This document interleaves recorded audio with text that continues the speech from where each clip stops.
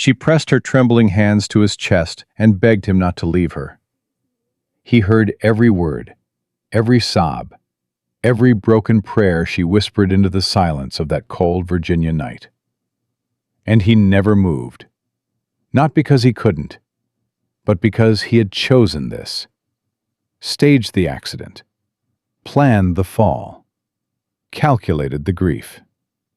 Duke Alexander Thornhill had built a trap to catch a traitor. What he caught instead was the sound of a woman who loved him more than he had ever deserved. If this story already has you feeling something, subscribe to this channel, follow till the very last word, and drop your city in the comments. I want to see just how far this story travels. The wheels hit the gully at exactly the right angle. That was what Alexander had told his man, Cobb. Hit it at speed, on the curve before the Harrow Bridge, where the road bent sharp and the drop looked worse than it was. Make it look like the axle gave. Make it look like the Duke had no warning. Make it look real. Cobb had done his job well. The carriage lurched, twisted, and threw Alexander Thornhill hard against the left panel before pitching sideways into the ditch. The impact was genuine enough. His shoulder screamed. His head connected with the doorframe in a way that wasn't entirely part of the plan. And for a long black moment, he wasn't pretending at all. When he came back to himself, the night was cold and full of shouting. "Your Grace! Your Grace, can you hear me?" He kept his eyes shut. Cobb's voice was tight with something that might have been real panic. Good. That meant it looked convincing. Alexander focused on keeping his breathing shallow, his limbs loose, his face slack. He had practiced this. He had thought about this for 3 weeks, ever since the letter from his solicitor in Richmond had arrived. The one that detailed a quiet, careful, deliberate transfer of estate documents. Documents that bore the signature of a man who had no authority to sign them. Documents that pointed with quiet and damning clarity toward his wife, toward Juliet. He had not confronted her. He was not a man who confronted without evidence. He was a man who built cases, who laid traps, who waited. So he had waited, and now he lay in the road in the Virginia dark, shoulder aching, and listened to the world around him come apart. He heard horses, lanterns, Cobb calling out to a farmhand on the far side of the bridge. He heard the low murmur of men deciding what to do with a Duke who wasn't waking up. And then, cutting through all of it, he heard wheels. The second carriage, the one that had been following his at a distance, the one carrying Juliet home from the Hargrove supper. He heard it stop. He heard the door open. And then he heard her voice, and something in his chest did something he had not accounted for in any of his calculations. Alexander. It wasn't a question. It wasn't even a word, not really. It was a sound pulled out of the deepest part of a person, raw and animal and terrified. Alexander! She was beside him before any of the men could stop her, and her hands were on his face before anyone thought to warn her away. Your Grace, we don't know if he... Don't. The single word from Juliet was soft and absolute. Don't tell me what you don't know. Tell me what you do. The carriage went off the road, ma'am. He hit his head. He ain't woken up. Her fingers moved along his jaw, careful and trembling all at once. He felt the warmth of her palm against his cheek, and he did not move. We need to get him home, she said. Right now. Not to the doctor's. Home. Send for Dr. Marsh and have him come to the house. Tell him it's the Duke. Yes, ma'am. And Cobb. Her voice dropped low. You were driving. What happened? There was a pause. Alexander held himself perfectly still and listened.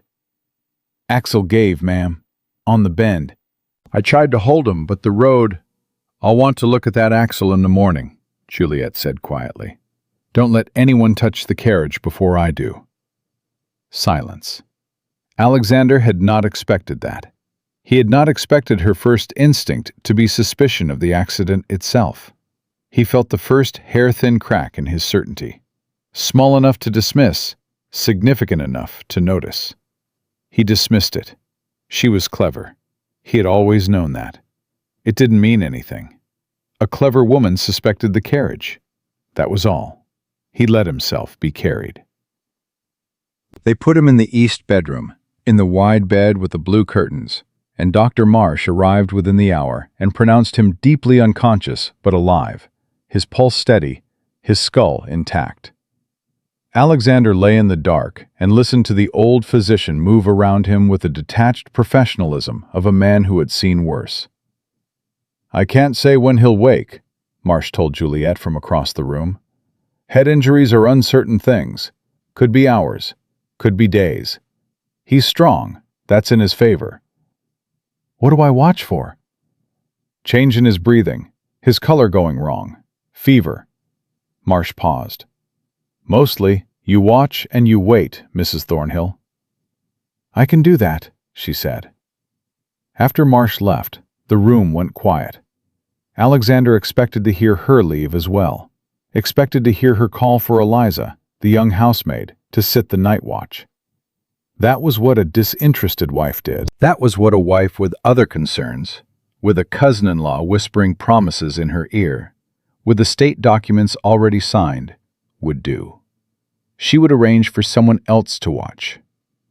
She would make sure she was seen to be doing her duty, and then she would go. He lay in the dark and waited for her to go. She didn't go. He heard the scrape of a chair being pulled close to the bed. He heard the soft sound of her settling into it. He heard silence, and then, low and uncertain, almost to herself, he heard her say, I know you can't hear me. The doctor says you might not hear anything at all right now. A pause. But I've never much cared about what I'm supposed to do. Alexander kept his breathing even and slow. I need you to fight, she said. I know that's a strange thing to ask a man who's unconscious, but I'm asking it anyway. Whatever's happening in there, whatever it feels like, I need you to come back. Not for the estate. Not for your cousin or your solicitors or any of that. Her voice was steady, but barely. For me. Come back for me. He had built his trap to catch a woman who didn't love him. He had not prepared for what he would do if the trap caught a woman who did. By the second day, Sebastian had arrived. Alexander heard him before he saw him. Heard the voice in the hallway, smooth and familiar, and carrying a note of carefully managed concern.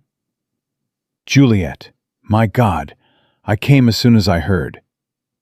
Sebastian, her voice was measured. Come in. How is he? The sound of footsteps, of someone moving close to the bed. Alexander kept his eyes shut and felt, with a cold clarity, the particular unpleasantness of having a man you did not trust standing 3 feet away from your defenseless body. He looks terrible. He's alive. The doctor says his vitals are good. That's something, I suppose. A pause. Has he woken at all? No. The quality of Sebastian's silence was thoughtful in a way Alexander knew well. The silence of a man doing arithmetic. Juliet, I hate to raise practical matters at a time like this. Then don't, she said. A beat. I beg your pardon? I said, don't. Her voice was entirely calm. Whatever practical matter you've come to raise, I don't want to hear it today. My husband is unconscious in that bed. The practical matters will wait. Juliet, the estate, is my responsibility to manage in my husband's absence. I'm aware of that. A pause. I've already written to Mr. Holt in Richmond. He'll be here Thursday. Until then, I'll be handling any decisions that need to be made." Another silence. This one had an edge to it. "You wrote to Holt," Sebastian repeated. "I did. Without consulting me. You're my husband's cousin, Sebastian. You're not his heir, and you're not his agent. I didn't need to consult you." She said it gently. That was what made it devastating. "I appreciate you coming, truly.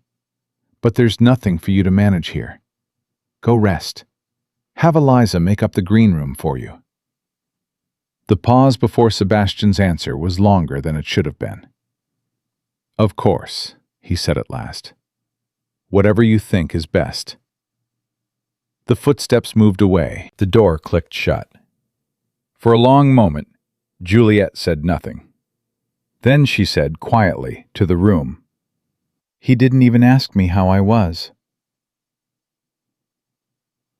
On the fourth night, she talked to him again. Alexander had begun to expect it. The late hour, the house going still around them, her chair pulled up close, and her voice dropping into something more honest than anything she said in the daylight. "Your cousin asked me today if you'd made a new will," she said. "He framed it as concern. He's very good at that." A soft exhale. "I told him I wasn't aware of the details of your will, which is true. And he looked at me like—" She stopped, started again. "He looked at me like he was trying to decide whether I was an ally or an obstacle." Alexander kept still. Every word she said was adding weight to something he hadn't planned for. "I've been thinking about the carriage," she said then. "About what Cobb told me. About the axle." A pause. "I looked at it, the morning after. I told you I would." Her voice shifted. Not harder, exactly, but more deliberate. "Axles don't shear that cleanly from metal fatigue, Alexander. I grew up in a house full of horses. I know what a worn axle looks like. This one looked helped." The silence that followed was the most dangerous silence in the room. "I don't know what that means yet," she said quietly. "I don't know if someone meant to hurt you, or if—" She stopped again. The pause stretched long and careful.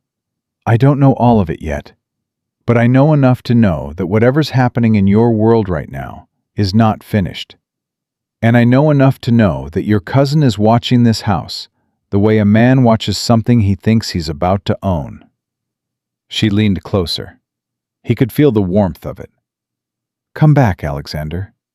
Come back and tell me the truth. Whatever it is."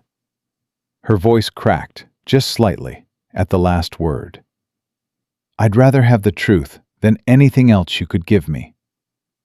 He had lain still for 4 days. He had heard her defend the estate with a quiet, absolute competence he had underestimated. He had heard her sit vigil while the house slept, while his cousin schemed, while any sensible woman might have chosen the easier road.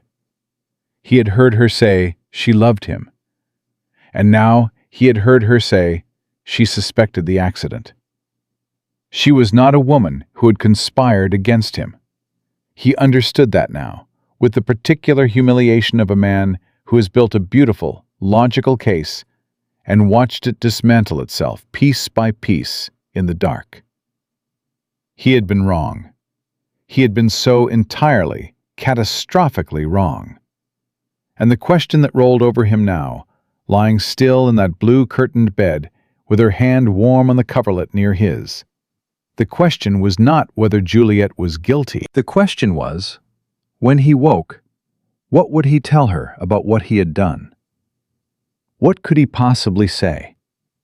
How did a man confess to a woman who had wept over him, fought for him, sat beside him in the dark, and offered him her heart through the silence? That he had heard every single word, and chosen, deliberately, calculatingly, coldly, to keep his eyes shut. He did not have the answer. But in the gray light before dawn, with Juliet's breathing gone slow and soft as she finally surrendered to sleep in the chair beside him, Duke Alexander Thornhill made the only decision left to him. He opened his eyes. He turned his head. He looked at her. She was asleep, with her cheek resting against her hand, her dark hair coming loose from its pins, her face finally free of the careful composure she wore through every waking hour of those 4 days. She looked exhausted. She looked younger than he had seen her in the 2 years of their marriage. She looked, in that unguarded moment, like a woman who had fought a war alone and hadn't yet been told whether she'd won. He had done that to her. He lay in the dark for a long time, looking at his wife's sleeping face, and felt the full weight of exactly who he had chosen to be. Outside, somewhere down the long hallway, a door opened and closed. Sebastian, moving through the house at an hour when honest men were asleep. Alexander's jaw tightened. He was not ready to wake. Not yet. He did not yet know what he would say to Juliet when he opened his eyes in her presence, and he would not open them without knowing. He was not a man who acted without a plan, but he was beginning, in the cold and unforgiving honesty of that early morning, to understand that the plan he'd built had never been about catching a traitor. It had been about protecting a man who was afraid that the woman he'd married didn't love him, afraid that the life he'd built was hollow at its center, afraid that if he simply turned to his wife and said, "Do you love me, Juliet? Do you mean to stay?" she would tell him no. He had built an elaborate trap rather than ask a simple question. He had put her through 4 days of grief rather than trust her with his fear. He closed his eyes again. Down the hall, Sebastian's quiet footsteps stopped outside a door that should not have been interesting to him at that hour. The door to Alexander's private study. Alexander lay in the dark and listened, and thought, and made decisions of a very different kind than the ones he had made 3 weeks ago when this had all begun. When morning came, things would change. He was going to make certain of that. The study door opened at 4:30 in the morning. Alexander knew the sound of that door, the particular way the old hinge caught before releasing, the soft drag of wood against the threshold. He had lived in this house for 11 years. He knew every sound it made. He lay in the east bedroom and listened to his cousin move through his private papers in the hour before dawn. And he felt a cold, clean fury settle into the center of his chest like a stone dropping into still water. He did not move. Not yet. He needed to know how far this had gone. He needed to know what Sebastian was looking for, which meant he needed Sebastian to believe he was still unconscious, which meant he needed another day. One more day. He could survive one more day.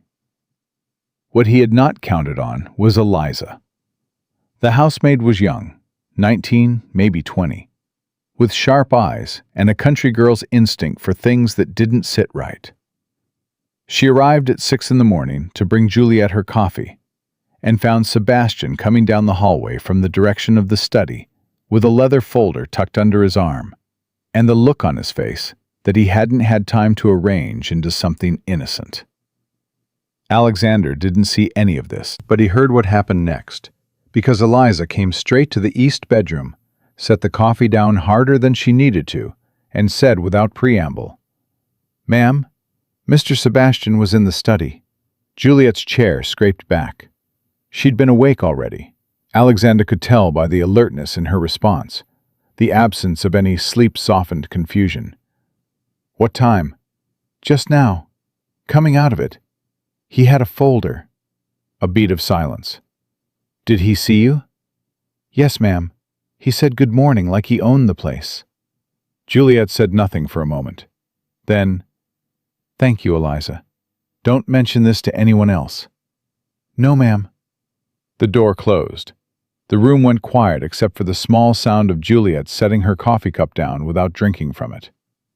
"Sebastian," she said softly, to no one. Her voice had dropped into a register Alexander hadn't heard from her before. Not anger, exactly. Something colder and more deliberate than anger. The voice of a woman making a decision. He heard her stand. He heard her walk to the door and open it. "Tell Mr. Sebastian I'd like to see him in the front parlor," she said to someone in the hall. "Now, please." Sebastian came down 20 minutes later. Alexander knew this because Juliet had not returned to the bedroom. She was in the parlor, 30 feet away, and the house was quiet enough and the morning still enough that with the doors left partially open, her voice carried. "You were in my husband's study," she said. No greeting, no preamble. Alexander almost smiled. "Juliet." Sebastian's voice was warm, with injured dignity. "I was looking for the household ledger. I wanted to help. The household ledger is kept in the butler's pantry. It has been kept there for 11 years. You know this house as well as I do." A pause. "I may have misremembered. You may have." Her voice was even. "What was in the folder, Sebastian? I wasn't carrying a folder. Eliza saw you." The silence that followed was the kind that meant a man was recalculating. "Correspondence," Sebastian said at last. "Letters I wrote to Alexander that I wasn't certain I wanted left lying around. Personal matters." "Personal letters addressed to my husband," Juliet said, "in my husband's locked study, which you entered at 4:30 in the morning without permission or announcement." A pause. "Would you like to try again?" "I don't appreciate the implication." "I'm not implying anything." Her voice stayed level. Mercilessly level. "I'm telling you what I observed through my housemaid's account. And I'm telling you that as long as my husband is unable to manage his own affairs, this house is under my management. Every room, every document, every decision." Another pause. "Including who is permitted to remain as a guest." The threat was quiet enough that it almost wasn't one. Almost. "You'd throw me out," Sebastian said. His voice had changed, the warmth gone, something flatter and more honest underneath it. "While he's lying in that room, I'd ask you to respect the boundaries of a household that isn't yours," Juliet said. "That's all I'm doing. But if you'd like to continue testing those boundaries, I'm happy to make the conversation less polite." Another silence. "He's going to wake up, Juliet. I know that. And when he does, he'll want to know how his estate was managed in his absence. He'll want to know who his allies were." "Is that a threat?" She said it with something that might, in another context, have been curiosity. "It's an observation."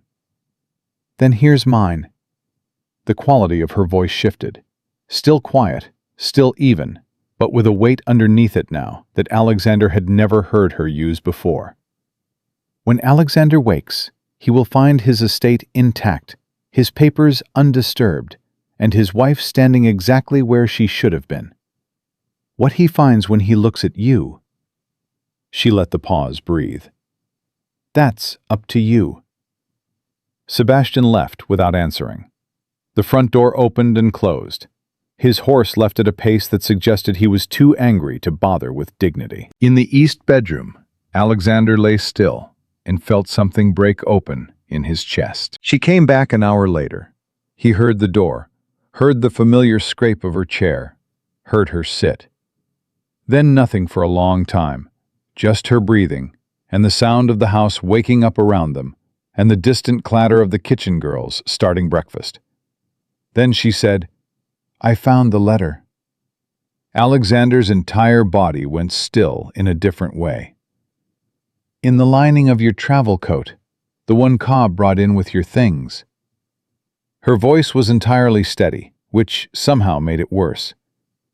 "From your solicitor in Richmond, dated 3 weeks ago." A pause. "Detailing a transfer of estate documents bearing a signature that wasn't authorized." She stopped.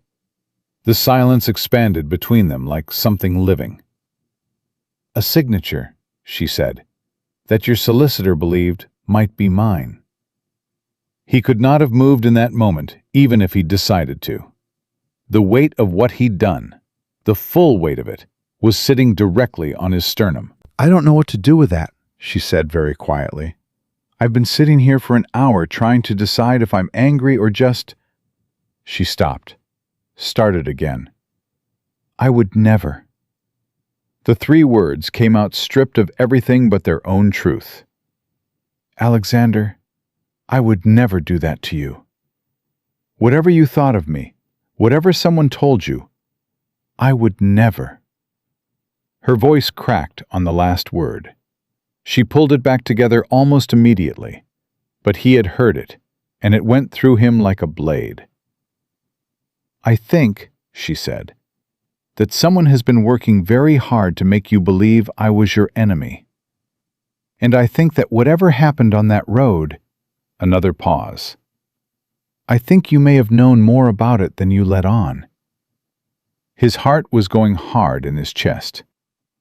"I can't prove that," she said. "And I can't ask you because you're lying there and you can't answer. But I want you to know, when you wake up, however this happened, however long you've known, whatever you believed about me, I want you to look me in the eye and tell me the truth." Her voice was fierce now, and steady, and more honest than anything he had earned from her. "That's all I want. The truth. I'm not going to break. I'm not going to run. I just want the truth." The room was quiet. He was going to have to tell her. He understood that now in a way that went deeper than strategy, deeper than calculation. She had already found the letter. She had already done the math. She was not a woman who would be satisfied with half answers or managed confessions. She was going to know, when he woke, that he had been conscious, whether he told her or whether she simply looked at him and understood. Juliet Thornhill was too perceptive to be lied to by a man who had been listening to her for 4 days. He was going to wake up today. He was going to wake up today, and he was going to tell her every single thing. But then Eliza came back through the door at a near run, and everything changed. "Ma'am?" The girl was breathing hard. "Ma'am, there's a man at the gate. Says he's from Richmond. Says he has documents for Mr. Sebastian Thorne, signed and official. Something about estate authority in the event of—" She stopped, swallowed. "In the event of the Duke's incapacitation, ma'am." The silence that followed was 3 seconds long and felt like a year. "What kind of documents?" Juliet said. "I don't know, ma'am. He's got a wax seal. He's asking for Mr. Sebastian directly." "Tell him Mr. Sebastian is not available." Her voice had gone completely calm in the way that only happens when something underneath has gone completely cold.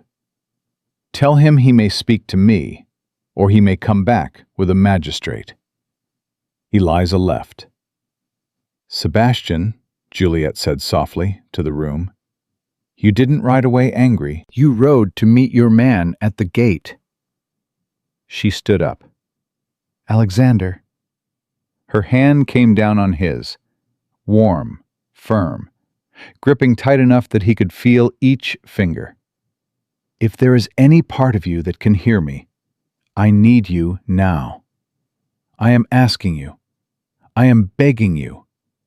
Come back, right now." He had been waiting for the right moment. He had been waiting to know what to say. He had been waiting for a plan. He had been waiting to be the kind of man who had everything ordered before he moved. Her hand was shaking against his. He opened his eyes. The first thing she did was go completely still. The second thing she did was say his name. "Alexander," in a voice so raw it barely made sound. "I hear you," he said. His voice came out rough and low, and not at all like the voice of a man who had been staging things. Her eyes went over his face the way a person looks at something they were afraid they'd lost. Then, in the space between one breath and the next, Something shifted in them, something that looked like recognition, not of his waking, of something else. "How long?" she said. Not a question, not quite. He held her gaze. "Juliet, how long have you been awake?" This time it was a question, and it wasn't. He made the choice that 4 days of listening had built him toward. "Since the first night," he said. The room went absolutely silent. She did not move. She did not pull her hand away, which was either mercy or shock, and he wasn't certain which. "The first night," she repeated. "Yes." She looked at him for a long time. He watched her process it, watched the understanding move through her face in layers, each one landing with a weight she didn't let show, because Juliet von Thornhill had been doing things without letting them show since before he'd married her. "You heard everything," she said. "Yes." "Everything I said to you? Every night?" "Yes." Another silence. He watched her jaw tighten, release, tighten again. "The letter," she said, "from your solicitor. You already knew about it." "I knew about it before the accident," he said. "It's why—" He stopped, made himself continue. "It's why I staged the accident. I wanted to see what you would do." The words were ugly in the open air. They had sounded logical in the dark of his planning. Here, with her hand still resting against his, and her eyes holding something he couldn't name, they were simply ugly. "You thought I was conspiring against you," she said. "I thought it was possible." "And now?" "I know I was wrong." He held her gaze. "Juliet, I know I was wrong about you. What I did to you, what I put you through, I don't have a way to—" "Stop." The word was quiet. "There's a man at the gate with documents for Sebastian, and I need to deal with that before I deal with you." She stood up. Her voice was controlled in a way that was its own kind of fury. "We will talk, but not yet." She walked to the door. "Juliet." She stopped but didn't turn. "I'm sorry," he said. "Not because of what it cost me to say it. Because of what it cost you for me to need to." She stood in the doorway for 3 seconds. Then she walked out. He sat up for the first time in 4 days, legs unsteady, shoulders still aching, and reached for the coat draped over the chair beside the bed. His coat, the one Cobb had brought in with his things. He reached into the inner lining and felt, with a particular and deserved humiliation, the empty space where the letter had been. She'd taken it.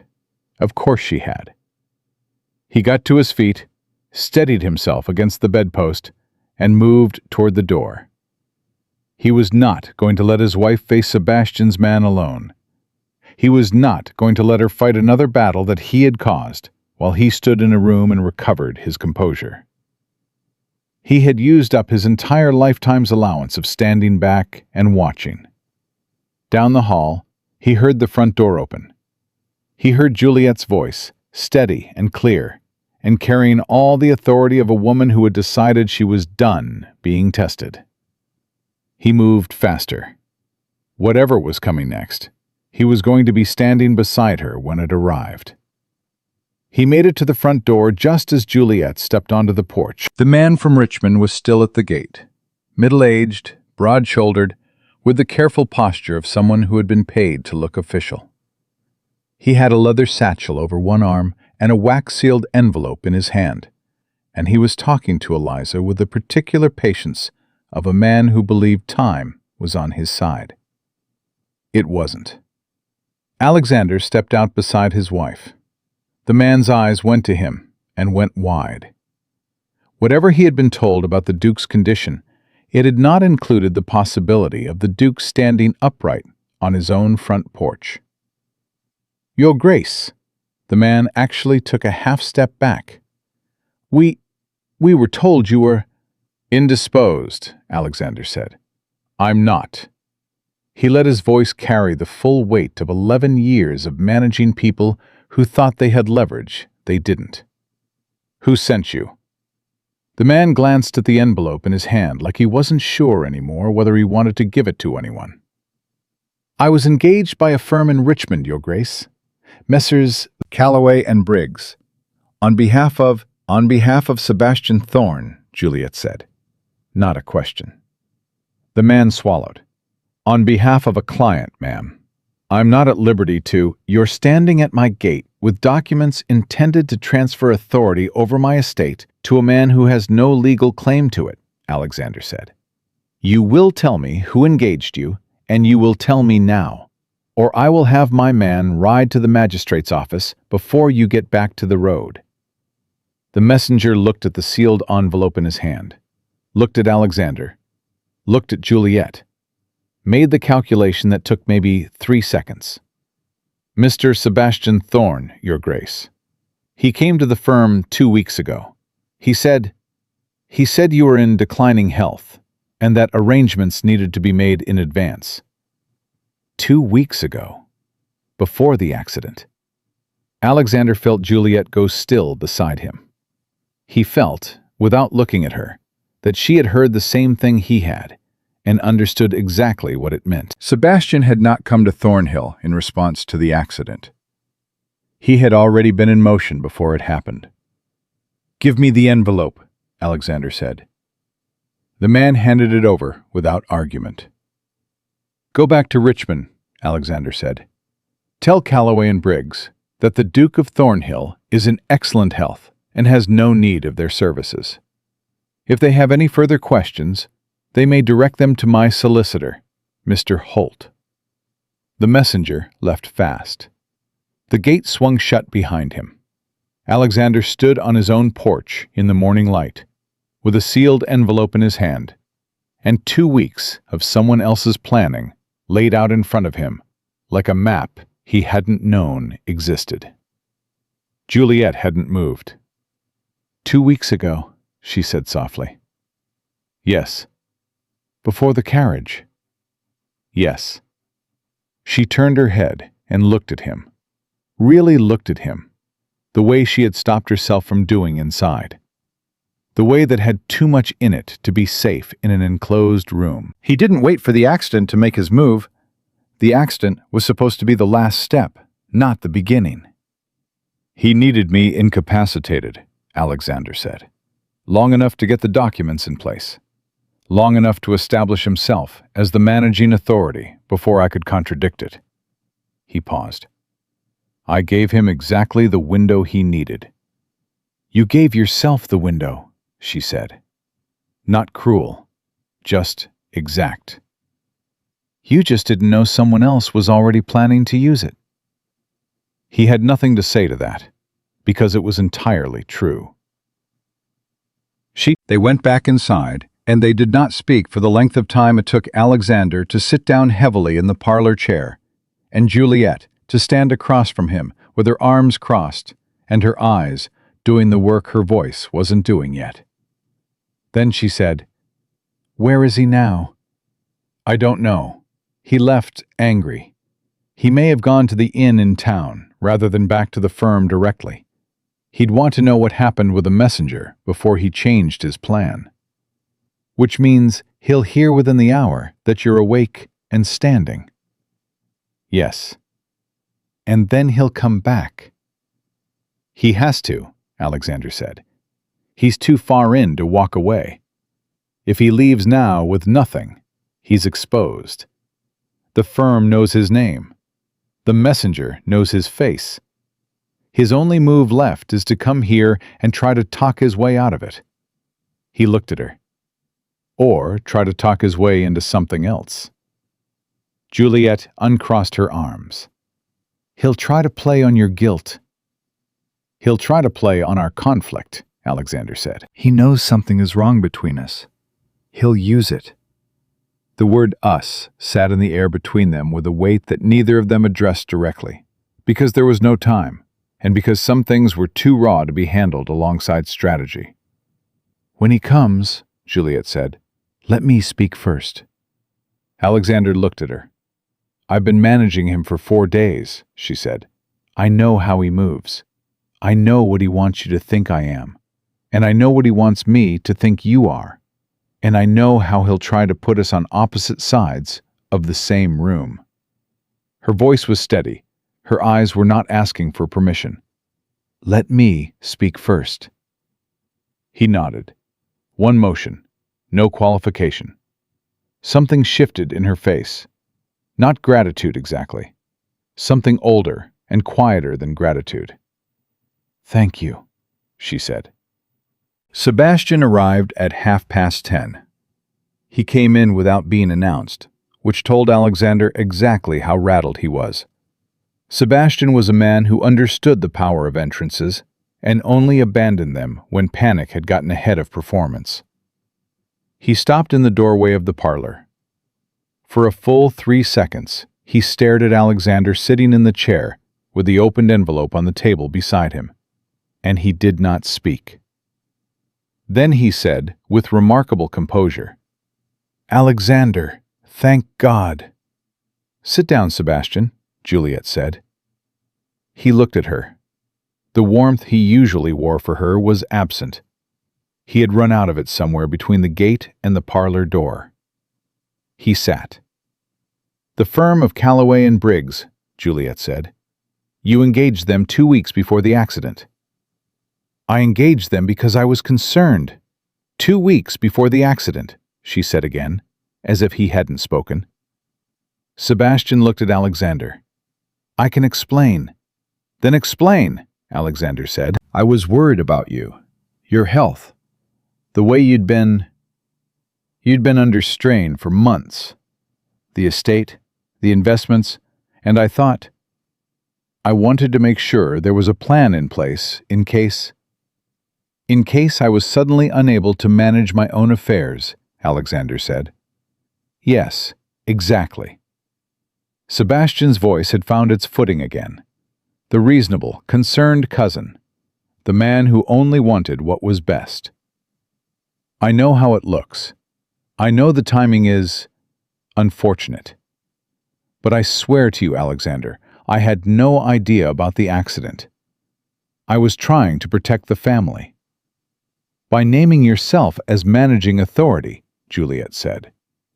"As a safeguard, The documents in that envelope name you as sole decision-making authority in the event of the Duke's incapacitation." She hadn't touched the envelope. She didn't need to. She'd had enough time to read it before Sebastian arrived.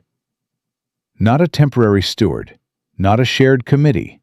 You, sole authority over the estate, the investments, the household accounts, and all pending legal agreements. Sebastian was quiet. "That's not a safeguard, Sebastian," she said. "That's a takeover." "Juliet, and the transfer documents that went through your firm in Richmond 3 months ago," she continued, without raising her voice, without varying her pace. "The ones bearing a signature that Mr. Holt tells me was forged. Whose name was on those transfers?" The room went still. Sebastian looked at her with something in his eyes that was finally honest. Not warmth, not concern. Just the flat, calculating look of a man deciding how much he was already caught. "I don't know what transfers you're referring to," he said. "Then it's interesting that your name appears on the correspondence attached to them," she said. "Mr. Holt found 3 letters, written in your hand, directing the Richmond firm to move forward with the transfers, using my signature, or something that was meant to look like it, as the authorizing instrument." Sebastian turned to Alexander. "She's lying." "She doesn't lie," Alexander said. It came out flat and certain, without any drama, the way a man states a thing he knows to be foundational. "That's one of the things I've learned about her recently." Sebastian stared at him. "You used her name," Alexander said. "You forged her signature. You were going to let her take the blame for a fraud you engineered. And then you were going to come in as the man who restored order." His voice hadn't risen. He was angrier than he'd been in years, and none of it was in his voice. "How long have you been planning this?" "Alexander, how long?" Sebastian sat back in his chair, and for a moment, just a moment, the performance dropped entirely. The warmth, the concern, the injured dignity, all of it fell away, and what was left was a man who had spent years watching someone else have what he believed should have been his. "You inherited everything," Sebastian said. "Every acre, every account, the title, the house, the name. And I got the guest room." He shook his head slowly. "You didn't even want it. You married a woman you didn't trust. You ran the estate like it was a burden. And you staged your own accident because you were too much of a coward to simply ask your wife if she loved you." His voice had gone cold and precise. "I would have run it better. I would have valued it." The room held that for a long moment. "Maybe," Alexander said. "But it isn't yours." "The letters," Juliet said, cutting clean across whatever Sebastian had been about to say next. "Where are the originals?" Sebastian looked at her. "You took a folder from the study this morning," she said, "before Eliza saw you. You weren't taking letters you'd written to Alexander. You were taking the copies, the evidence that ties you to the transfers." Her voice was even. "Where are they now?" "I don't have to answer to you." "You forged my name." Her voice didn't rise. It dropped. And somehow that was worse. "You built a case against me that could have destroyed my marriage, my reputation, and my freedom. You sat in this house for 4 days, watching me nurse my husband, and you never said a word." She leaned forward slightly. "I am not asking you as a courtesy, Sebastian. I am telling you that Mr. Holt arrives today, and the magistrate from Fredericksburg has already been contacted. And what happens next depends entirely on whether you make this easier or harder than it needs to be." Sebastian looked at her for a long time. Then he looked at Alexander. Alexander looked back at him and said nothing, because there was nothing left to say that Juliet hadn't already said better. Sebastian reached into his coat and put a folded bundle of papers on the table. He stood up. "I want no trouble," he said. His voice had lost everything, the warmth, the precision, the anger. What was left sounded mostly like exhaustion. "I want to go." "You'll stay until Holt arrives," Alexander said. "You'll give him a full account of the firm, the transfers, and every person involved. You'll do this voluntarily, or you'll do it under the magistrate's order. That's the entirety of your choice." Sebastian sat back down. Holt arrived at 2 in the afternoon. He was a lean, meticulous man with 20 years of experience in Virginia estate law and an expression of controlled fury that he had clearly been maintaining since receiving Juliet's letter. He took Sebastian into the study, the same study Sebastian had raided that morning, and he closed the door. Alexander and Juliet stood in the hallway outside. Neither of them spoke for a moment. Then Juliet said, very quietly, "He's going to try to minimize it. Tell Holt it was a misunderstanding." "Holt won't accept that. He's seen the letters." "I know." She paused. "I sent him the letters 4 days ago, the morning after I found them in your coat." Alexander turned to look at her. "You were unconscious," she said. "Someone had to protect the estate." He stood in his own hallway looking at his wife and felt something shift in him that had nothing to do with the legal proceedings happening 20 feet away. She had found the letter. She had recognized what it meant. She had contacted Holt, managed Sebastian, read the courier's documents, and defended the estate from a fraud that had been built, in part, to implicate her. All while sitting vigil beside a man she believed was unconscious. All while not knowing that the man could hear every single word she said.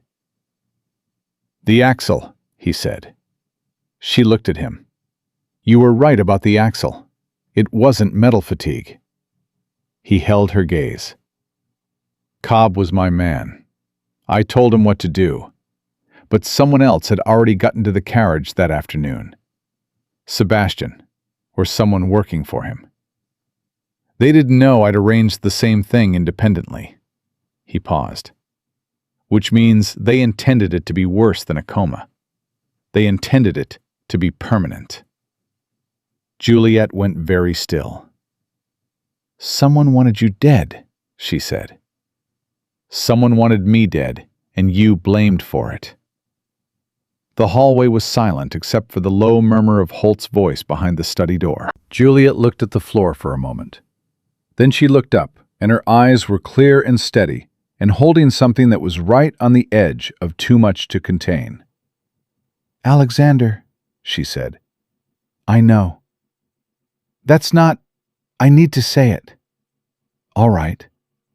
I need you to understand that what I am feeling right now is not something I can sort out while Sebastian Thorne is in your study and your solicitor is 20 feet away." She kept her voice low. "I need you to understand that there is a great deal I have to say to you that has nothing to do with the estate, and nothing to do with Sebastian, and everything to do with 4 days of believing you were dying, and then finding out you weren't, and then finding out you were listening." Her jaw tightened. "And I will say all of it, every word, but not now." "Not now," he agreed. "Tonight," she said. "Tonight." She nodded once, precise, final. And then the study door opened, and Holt came out with the expression of a man who had just found more than he bargained for. And the brief, fragile truce of that hallway moment broke apart into the demands of the afternoon. But something had been established in it, something small and serious and real, that neither of them was going to walk away from. Sebastian Thorne had come to Thornhill expecting to find a fractured marriage and an unconscious Duke, and a woman he could use as a scapegoat.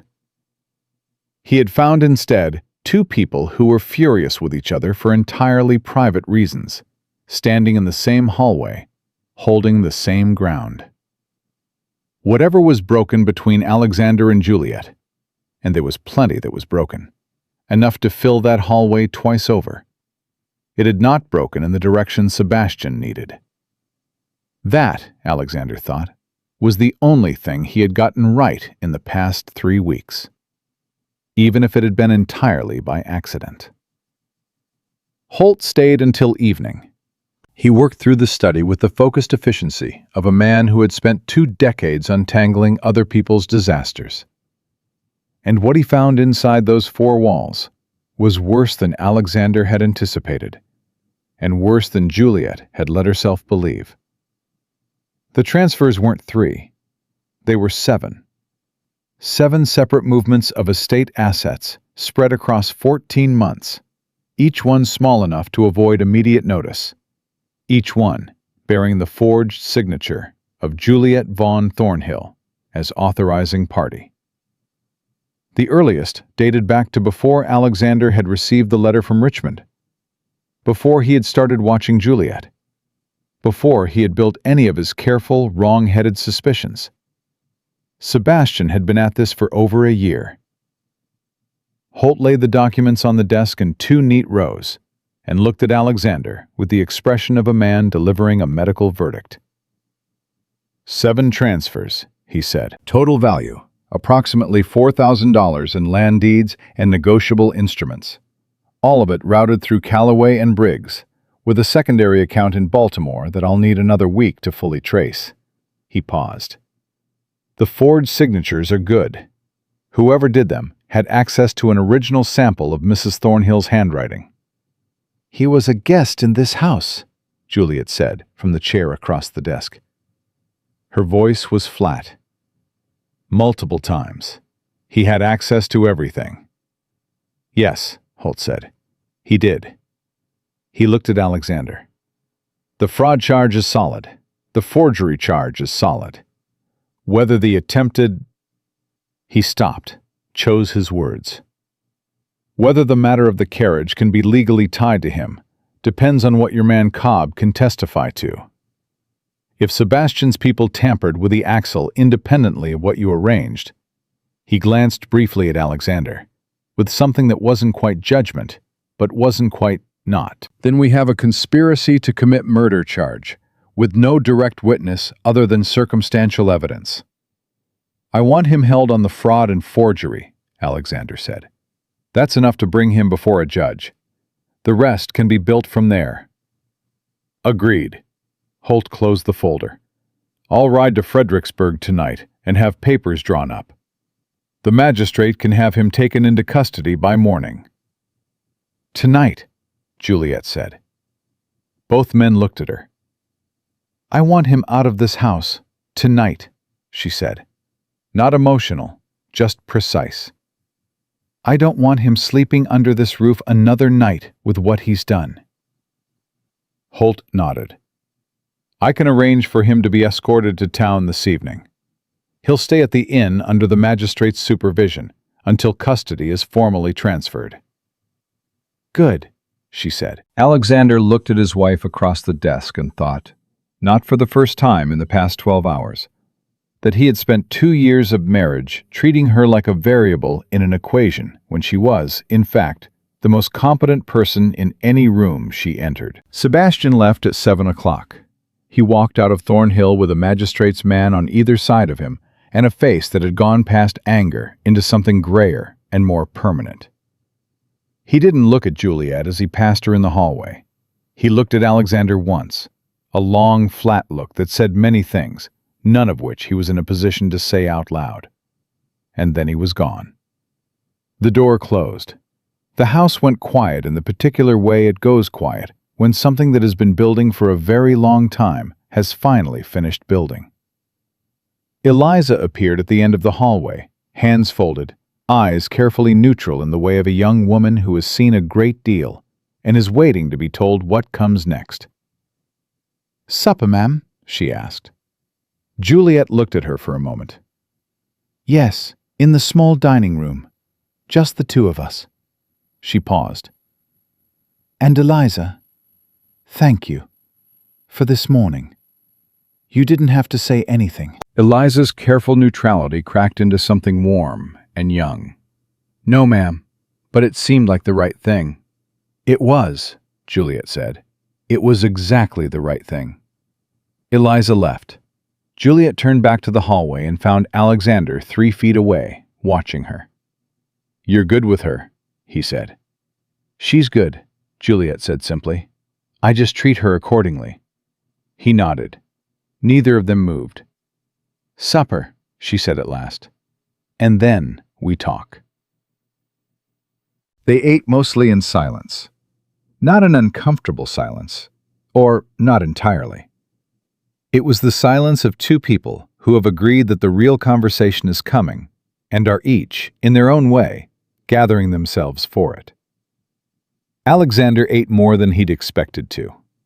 4 days of broth and the occasional piece of bread, managed by Juliet without his knowledge, had left him hollow in a way he hadn't fully registered until a real meal was in front of him. Halfway through, without looking up, Juliet said, "Did you eat? While you were pretending." Eliza left broth. You told her to check every few hours and try to get some liquid into me. Juliet looked up. "You know that," she said. "I was there," he said. She looked at him steadily. "You let Eliza tend to you? For 4 days? Knowing the whole time?" "Yes." She shook her head once. Not in anger, he thought, but in the disbelief of a woman still integrating the full shape of what had happened. "I need you to understand something," she said. "When I sat beside that bed and talked to you, when I said things that I would not have said if I believed you could hear me." She set her fork down. "Those things were still true. I want you to know that. I'm not going to take them back because it turns out you heard them. They were true when I said them, and they're true now. Alexander set his own fork down. What I told you about the accident, about Sebastian, about what I suspected. She held his gaze. All of it. I meant every word. I know, he said. But I need you to understand, she continued, that the fact that I meant them doesn't mean you had the right to hear them that way. You didn't earn that. You put me in a position where I was speaking honestly to someone I believed couldn't respond. And you used that. Her voice stayed even. That's not something I can just set aside. I know that too, he said. I'm not asking you to set it aside. Then what are you asking? He looked at her across the small table with the candlelight between them and the quiet of the emptied house around them. And he said the thing he should have said 14 months ago, or 2 years ago, or on the first night he had lain in that bed and heard her voice break apart in the dark. I'm asking you to tell me what it would take, he said. I'm not asking for forgiveness tonight. I don't think I've earned a conversation about forgiveness yet. I'm asking what it would take to begin building something between us that doesn't require me to stage my own death to find out if you care. The room was very quiet. Juliet looked at him for a long time. The truth, she said, starting now, about everything. She picked up her fork again, which he was learning was something she did when she had made a decision and was ready to move past the moment of making it. I don't need you to be a different man, Alexander. I need you to be this one, without the walls. That's harder, he said. I know, she said. I didn't say it would be easy. After supper, they went to the study. Not because it needed to be done that night. Holt had done the heavy work, and the rest could wait for morning. They went because neither of them was ready for the conversation to end, and neither was ready for what came after the conversation. And the study was neutral ground, in a way that the bedroom wasn't, and the parlor wasn't. Juliet sat in the chair across from the desk. Alexander stood at the window, then sat on the edge of the desk, then stood again, and she watched him with the patient expression of a woman who had decided to let him find his own footing. There's something I haven't told you, he said. She waited. The original letter from Richmond, the one you found. He looked at his hands. My solicitor's note, the one that suggested the signature might be yours. I received a second letter the same day, from a man in Richmond who claimed to have direct evidence of your involvement. Correspondence between you and Sebastian. Meetings. He paused. Proof, he said. Juliet's eyes sharpened. Who? I don't know. The letter was unsigned. But it was specific. Dates, locations, descriptions of conversations. He looked up at her. It was convincing. Juliet, I want you to understand that it was, at the time, with the documents from Holt and this letter together, it was manufactured, she said. Yes, I know that now. Sebastian would have had someone write it. Her voice had gone quiet and certain. He knew you. He knew how you think. He knew that if he could plant the right evidence, you would build the case against me yourself, and he would never have to do anything except wait. She looked at him steadily. He was right about how you think. He was wrong about what you'd find. Alexander felt that land precisely where it was meant to. He was right about how I think, he said. I need to own that. I didn't trust you. I had spent 2 years not trusting you, and I used that letter as permission to go further in the direction I'd already been heading. He held her gaze. That has nothing to do with Sebastian. That's mine. Juliet looked at him for a moment. Then she said, Why didn't you trust me? He was quiet. Not Sebastian's reasons. Not the letters. You. Her voice was direct, not unkind.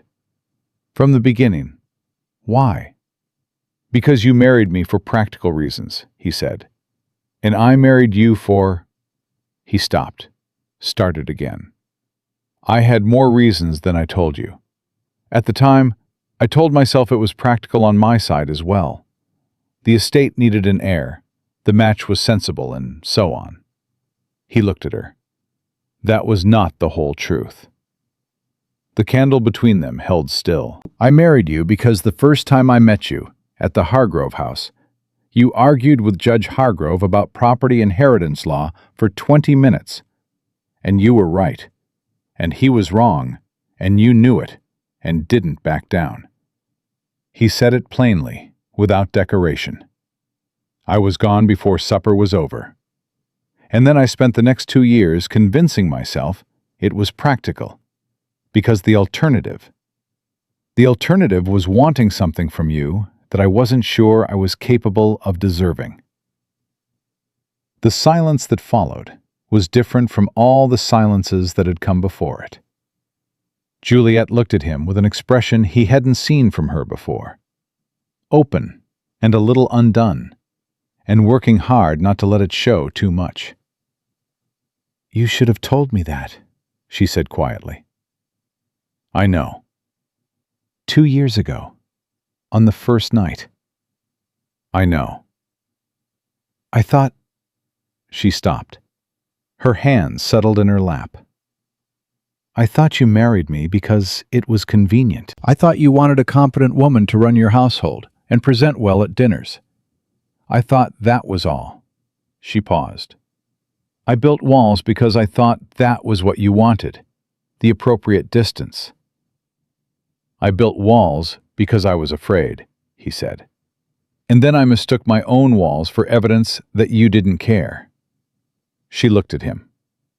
"We've been very foolish," she said. "Exceptionally," he agreed. "And despite everything, despite 4 days of grief and 4 days of deception and a fraud and a conspiracy and a cousin being escorted to town by a magistrate's man, despite all of it, something shifted in the room that was almost, very nearly, something like relief." It was past 9 when Holt knocked and came in to review the morning's plan. He was brisk and professional, and carefully avoided looking too closely at the quality of the silence he'd walked into. He outlined the steps: formal custody transfer, legal depositions, the process of recovering the transferred assets. And Alexander listened and asked the right questions. And Juliet sat across the desk and added 2 questions of her own that Holt had not anticipated, and that significantly improved the strategy. Holt noticed. He didn't comment on it, but Alexander saw the slight adjustment in how the solicitor addressed them after that. Not to Alexander with glances at Juliet, but to both of them equally. When Holt left, Juliet stood and moved toward the door. "Juliet." She stopped. "The things you said to me," he said, "in the dark, when you thought I was unconscious." He kept his voice steady. "Every word, I need you to know, every word is written somewhere in me now that doesn't have anything to do with how I heard it. I know you didn't say those things for me to hear. I know that. But they—" He paused. "They changed things. For me. Permanently." She stood in the doorway with her back to him for a moment. Then she turned around. "I know," she said. "I could see it in your face when you opened your eyes this morning." She met his gaze. "That's the only reason we're still having this conversation instead of me packing a trunk." He held still. "I want to be clear about something," she said. "I am not forgiving you tonight. What you did, the staging, the listening, the trap you built, it was wrong. It caused me real harm, and you're going to have to live with knowing that." Her voice was quiet and exact. "But I also know that what you heard in those 4 nights was true, and I know that you could have woken up on day 2 and let me go on believing I was talking to an unconscious man forever. You didn't." She paused. "You told me the truth this morning, the moment I asked for it, even knowing what it would cost you." "It didn't feel like a choice," he said. "I know. That's why it matters." She looked at him. "Good night, Alexander." "Good night, Juliet." She left. He sat in the study alone for a while, surrounded by the documents of a fraud that had nearly cost him everything, and thought about the difference between the man who had arranged a carriage accident 3 weeks ago and the man sitting here now. He wasn't certain the difference was enough. He wasn't certain it was the right shape yet. But he was certain of one thing. He was going to spend however long it took making it the right shape. He owed her that much. He owed her considerably more than that much. But it was the place to begin, and for the first time in 2 years, for the first time perhaps in his adult life, he was not afraid of what beginning actually meant. He blew out the desk candle and went to find his wife. Not to continue the conversation. Not tonight. But because the house was quiet, and she was somewhere in it, and he was done, absolutely done, being a man who stayed in separate rooms. He found her in the hallway outside the east bedroom. She was standing very still, looking at the closed door. "I can't go back in there," she said, without turning around. "Not tonight. I sat in that room for 4 days and—" "I know," he said. "I'll take the blue room." "All right." She turned around and looked at him. Just looked, for a moment. The way people look at each other when there's too much to say, and the hour is too late, and the body is too tired. "Tomorrow," she said. "Tomorrow," he agreed. She walked down the hall. He watched her go, and he let her go. And he stood outside the east bedroom door that he didn't want to go back into either. And he understood, with the particular clarity of a man who has finally stopped lying to himself, that the tomorrow she was talking about was not about Sebastian Thorne, or Holt, or depositions, or recovered assets. It was about them. And for the first time, the thought of it didn't make him want to build a wall. Morning came in the way it does after a long war, quiet and almost suspicious in its ordinariness. Alexander woke in the west bedroom, which he had taken because the east one still had too much of the last 4 days in it, and he was not yet ready to lie in that particular bed, with that particular ceiling, and be a man who had made peace with himself. He wasn't there yet. He was in the process of getting there, which was different and harder and required mornings like this one, plain, unheroic, asking nothing from him but the willingness to get up and begin. He was dressed and downstairs before 7. Eliza was already in the kitchen. She told him Juliet was in the study, had been there since 6, and had asked for coffee and the household ledger, and nothing else. Alexander listened to this information and felt a complicated mix of admiration and something very close to shame. Not the sharp shame of yesterday, but its quieter, more durable cousin. The kind that stays. He knocked on the study door before entering. He had not knocked on a door in his own house in 11 years. Juliet looked up from the ledger. She registered the knock without commenting on it, which somehow acknowledged it more completely than any words would have. "There's coffee," she said. He poured himself a cup and sat across from her. And for a few minutes, neither of them spoke while she finished the column she was working through. Then she looked up and said, "Holt sent a rider at first light. Sebastian is formally in custody. The magistrate has the fraud documents and the deposition from Calloway, and Briggs is expected by Friday." "Good." "Also," she said, setting down her pen, "Cobb came to the back door this morning, before you were up. He wanted to speak with you." She paused. "I spoke with him instead." Alexander waited. "He told me what he saw on the carriage the afternoon before the accident. Before your arranged version of events." Her voice was careful. Two men he didn't recognize were near the coach house for about 20 minutes. He didn't think anything of it at the time. He thinks something of it now. She held his gaze. He also told me you'd instructed him to arrange the axle yourself. He said it clearly. He wasn't protecting you. He was making sure I had the complete picture. I told him to be honest with you, Alexander said. Whatever you asked. She looked at him steadily. When did you tell him that? Yesterday morning, before Sebastian arrived. A pause. All right, she said. And something in the way she said it. Not forgiveness, not yet, but the acknowledgement of a data point that mattered. Settled into the space between them and stayed there. What do you need from me this morning? He asked.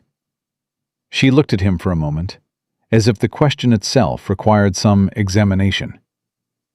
I need you to write to Judge Hargrove, she said. He has connections in the Baltimore circuit. If Sebastian's secondary account is there, Hargrove will know who to speak to faster than Holt will. She slid a piece of paper across the desk toward him. I've drafted the key points. You know him better than I do.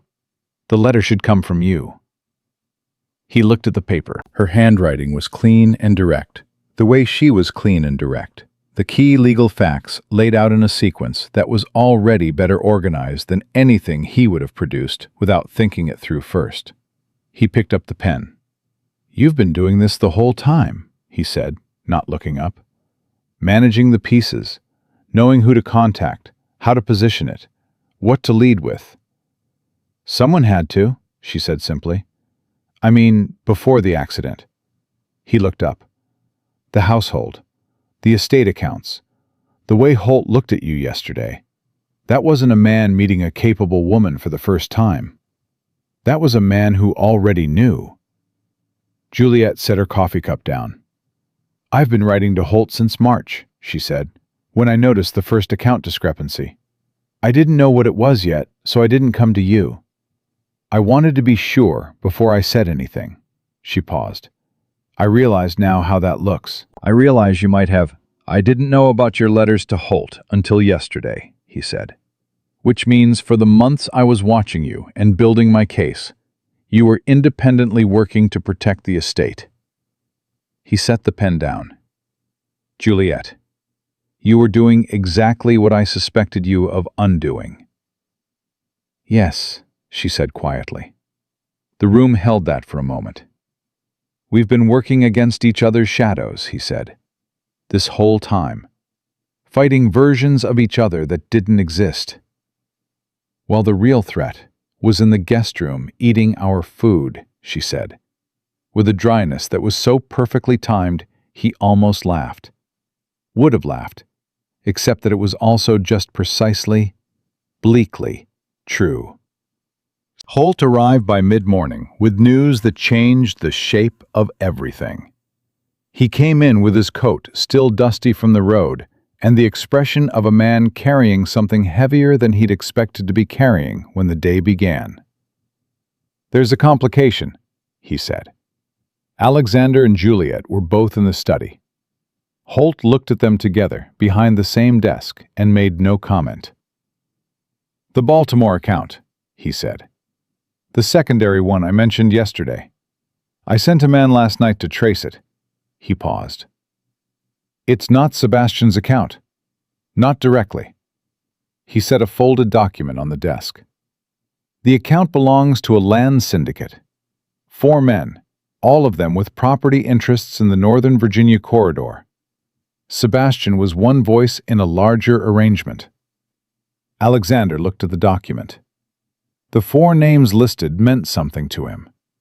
2 of them were men he'd done business with, men whose names appeared in his correspondence, men who had attended his dinner table. They wanted the Thornhill land holdings, Juliet said before he could speak.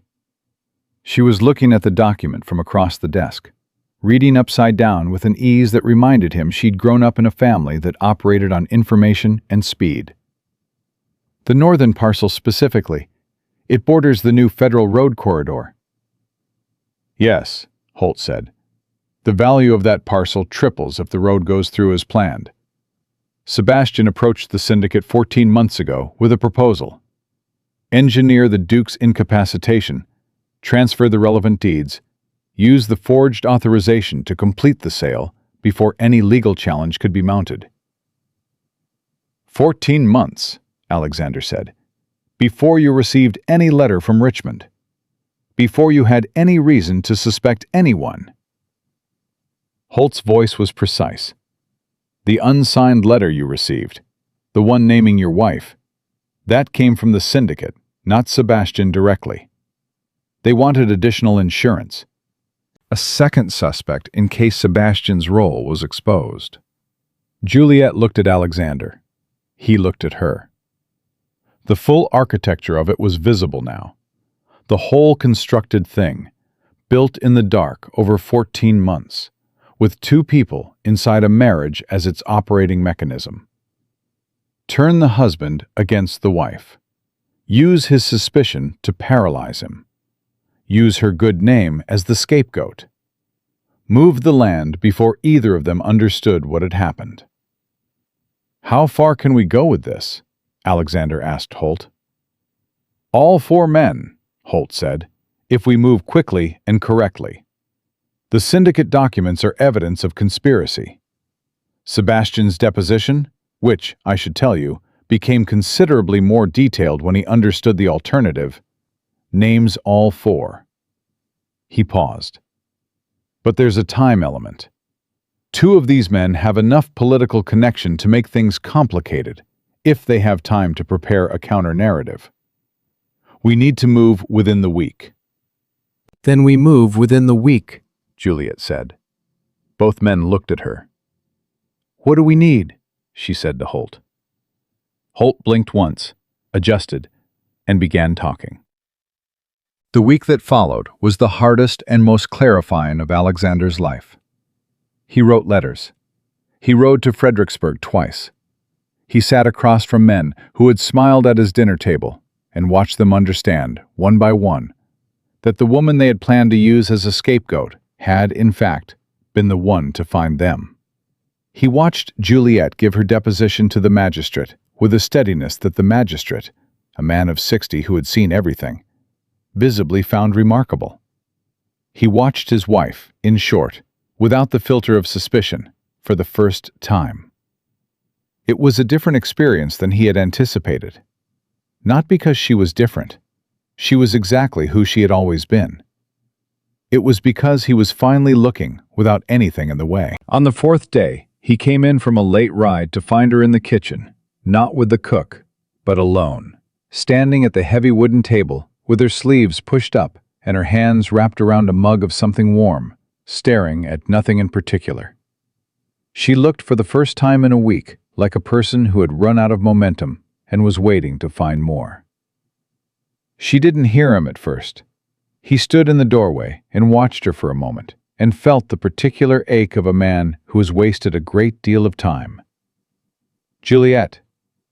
She turned. Her expression cycled through several things quickly. The automatic composure, and then the conscious decision to set the automatic composure aside.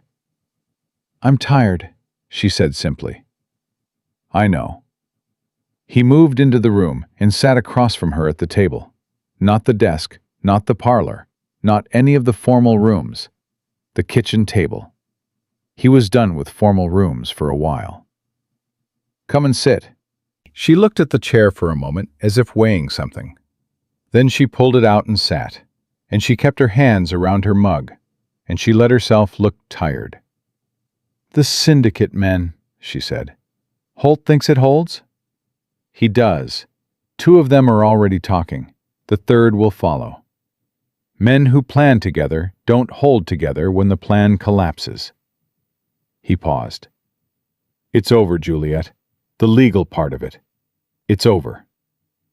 She nodded slowly. And us? She said. He had known it was coming. He had been carrying his answer for 3 days, turning it in his hands, making sure it was true before he said it. I don't know exactly what we are yet, he said. I think that's honest. I think anything else would be... I've been dishonest with you enough times that I don't want to offer you a version of this that sounds better than what it actually is. He held her gaze. But I know what I want us to be. If you'll tell me whether there's still ground to stand on. Juliet looked at him across the kitchen table. You heard me talk to you for 4 nights, she said quietly.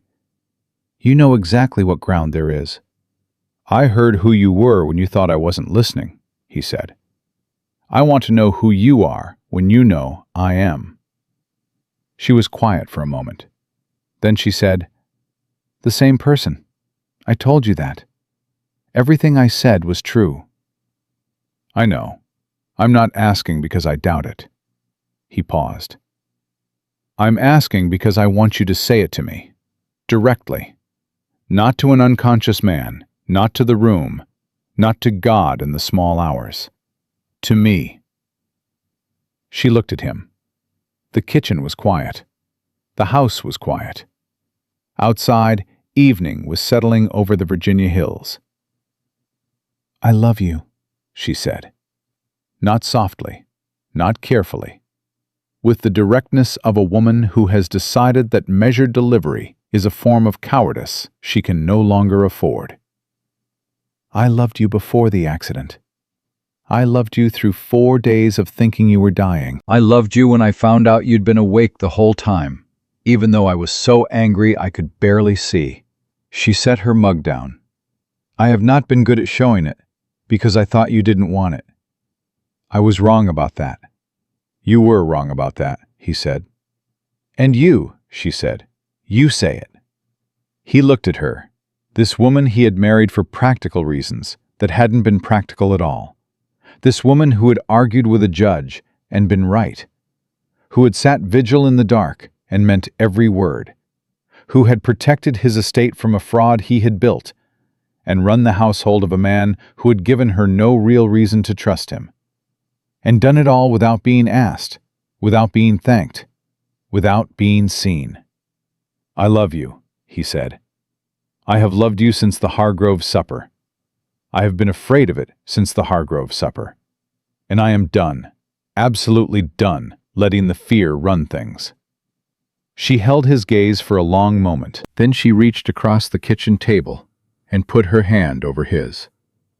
Not dramatically, not as a performance. Just placed her hand on his the way you place something down that you intend to leave there. He turned his hand over and held hers. The twist, when it came, arrived in the form of a letter the following morning. It bore the seal of the Federal Land Office in Washington and was addressed to Duke Alexander Thornhill of Thornhill Estate, Virginia. Holt read it first. He was there when the rider came, and brought it in with an expression that Alexander hadn't seen on him before. The road corridor, Holt said. The new federal plan. He set the letter on the desk. They've changed the route. Alexander picked it up. The northern parcel, Holt said. The one the syndicate wanted. The one the entire plan was built around. He paused. The road isn't going through it. The route was revised 6 weeks ago. The parcel's value stays exactly what it's always been. Alexander stared at the letter. They built a 14-month conspiracy, he said slowly. For land that was never going to be worth what they thought, Holt confirmed. Juliet, reading over Alexander's shoulder, made a sound that might, in different company, have been a laugh. All of it, she said.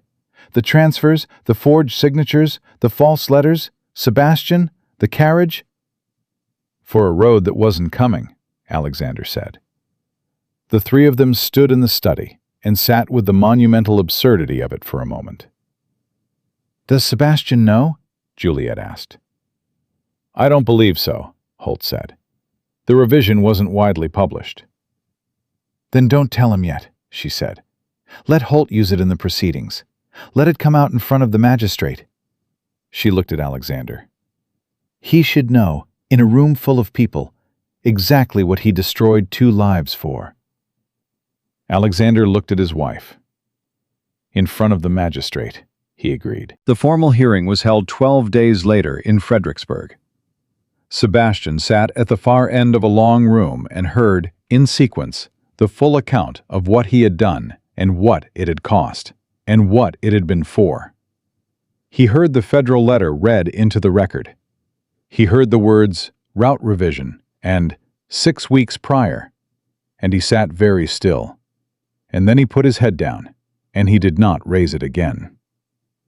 Alexander watched him from across the room and felt, not satisfaction exactly. Relief wasn't the right word either. Something quieter and more final than both of those things. Juliet sat beside him. Somewhere in the past 2 weeks, they had stopped sitting across from each other and started sitting beside each other. And it had happened naturally enough that neither of them had marked the exact moment. She didn't watch Sebastian. She watched the magistrate, reading the record, efficient and deliberate. When it was over and they were outside in the morning air, she took his arm without making it an event. They walked to the carriage. Cobb was waiting with the door open. A different carriage, a different axle. Everything checked and double-checked, because that was who Cobb was now. A man who had learned the cost of assumptions. "Ready?" Alexander said. Juliet looked back once at the courthouse behind them, at everything inside it, at the 14 months of careful, malicious construction that had come apart in a hearing room on a Thursday morning in Fredericksburg, Virginia. She turned back around. "Yes," she said. She stepped up into the carriage. He followed her in, and Cobb closed the door, and the carriage moved forward on a road that led back to Thornhill. Back to the estate they had each, separately and together, fought to keep.